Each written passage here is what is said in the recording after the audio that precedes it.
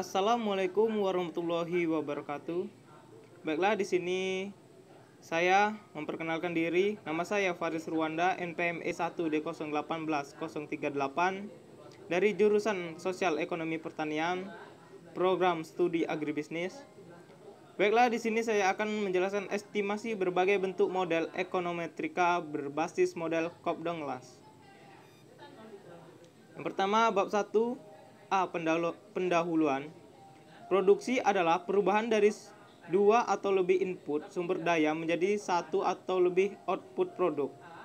Analisis pengaruh input terhadap output ini dijelaskan dalam suatu fungsi produksi, yaitu Cobb-Douglas. Suatu fungsi atau persamaan menunjukkan pengaruh input yang digunakan dengan output yang diinginkan. Kemudian rumusan masalah.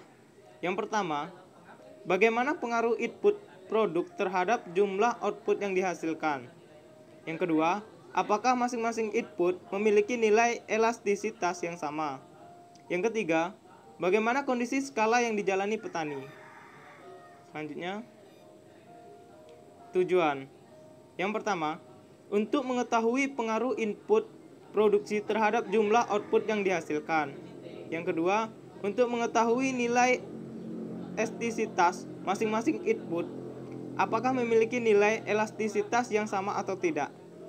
Yang ketiga, untuk mengetahui kondisi skala usaha yang dijalani petani.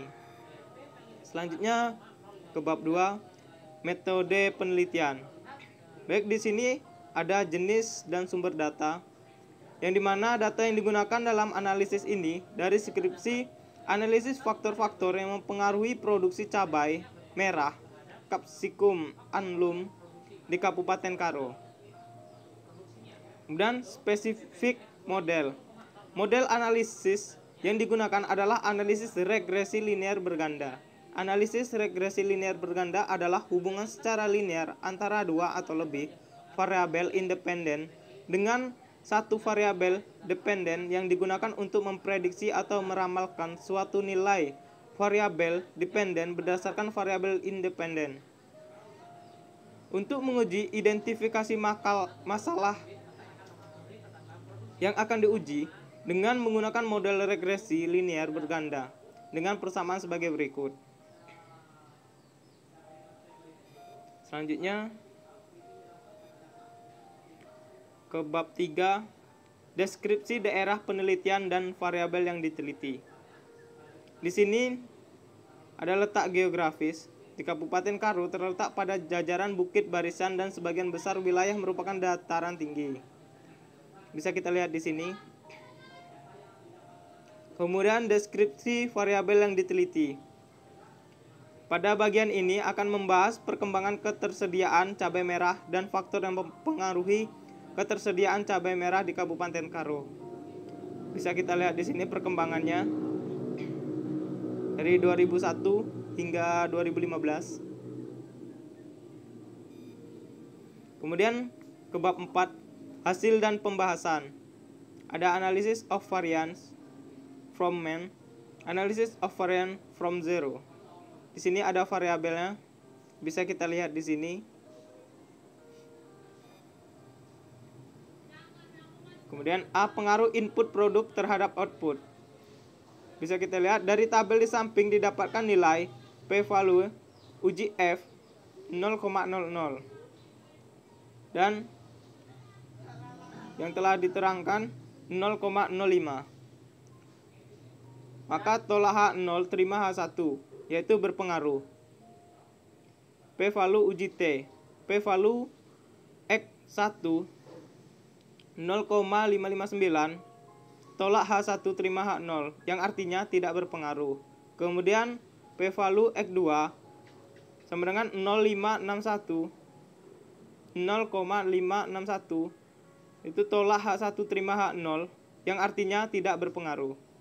Kemudian P-value X3 sama dengan 0,590 tolak H1 terima H0, yang artinya tidak berpengaruh. Berdasarkan hasil di atas, semua variabel tidak berpengaruh dengan nilai koefisien regresi 0. Selanjutnya, nilai elastisitas masing-masing input. Bisa kita lihat di sini tes value-nya.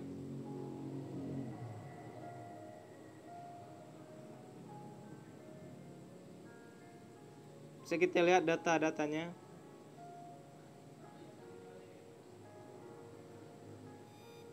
Kemudian selanjutnya nilai elastisitas masing-masing input. X1, X2 sama dengan 0,39325, yang dimana terima H0 tolak H1, yang artinya tidak berpengaruh. X1, X3 sama dengan 0,48096, yang dimana terima H0 tolak H1, yang artinya tidak berpengaruh. Dan X1, X3 0,87441, yang dimana terima 0 tolak H1, yang artinya tidak berpengaruh. Kemudian skala usaha yang dijalani. Bisa kita lihat variabel di atasnya. Dari tabel di atas didapatkan nilai B. B1 sama dengan min 0,38836. B2 sama dengan 0,59988. B3 sama dengan 0,66905. Dari hasil tersebut dapat diketahui nilai skala usaha dengan menjumlahkan ketiganya. Mendapatkan hasil 0,880578. Baiklah, selanjutnya bab 5, kesimpulan dan saran. Kesimpulan: berdasarkan hasil dan pembahasan, maka dapat ditarik kesimpulan. Dari nilai p-value f didapatkan 0,05 lebih kecil daripada nilai x1 yaitu 0,559, maka tolak H1 diterima H0 yang artinya tidak berpengaruh. Dan kemudian nilai x2 juga 0,561, maka tolak H1 terima H0 yang artinya tidak berpengaruh. Dan X3 sama dengan 0,590, maka tolak H1 terima H0 yang artinya tidak berpengaruh juga. Dari tabel uji nilai elastis nilai P value X1 ke X2 sama dengan 0,39325 terima H0 tolak H1, maka tidak berpengaruh. Dan X1, X3 sama dengan 0,48096 terima H0 tolak H1, maka tidak berpengaruh. X1, X3 sama dengan 0,87441, maka terima H0 tolak H1, artinya tidak berpengaruh. Ketiga, dari hasil penjumlahan B1, B2 tambah B3 didapatkan nilai 0,880,578 atau kurang dari 1, yang artinya DRS. DRS adalah skala usaha yang jika penambahan satu satuan faktor produk yang terus-menerus akan menyebabkan penambahan produk yang makin lama makin berkurang. Baiklah, selanjutnya saran.